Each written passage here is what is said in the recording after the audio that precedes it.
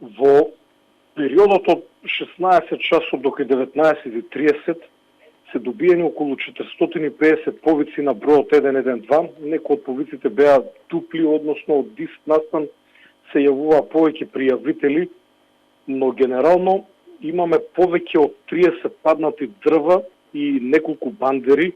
Карактеристични случаи се на дрво паднато врз возило во Бутел, при што во возилото имало две лица кои што се здобиени со повреди. Едното лице повреда на главата, другото лице повреда на раката и ногата.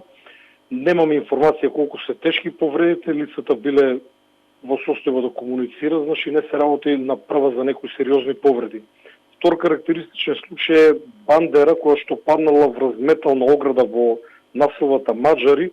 При тоа жиците од бандерата направиле спој со оградата, дошло до усветување на оградата, но и тој случај е надминат. Имаме поголем број на оштетени возила, според првичните информации повеќе од 20 оштетени возила.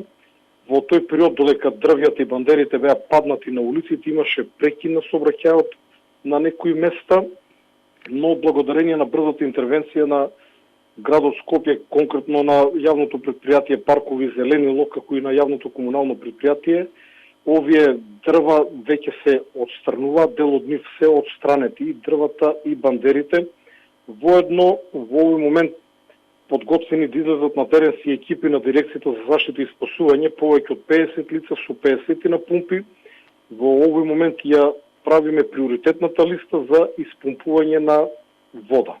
Кај има најмногу вода? Каква е состојбата со булеварите? Имаше критични точки кај Континентал, кај Александар Палас, кај Стоковната куќа мост?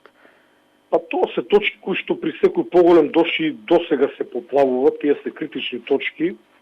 Граѓаните од градот Скопје прилика ги знаат овие точки, но водата полека се повлекува, врнежите веќе одамна се прекинати и водата полека се повлекува, а дел од неа ќе биде испумпана.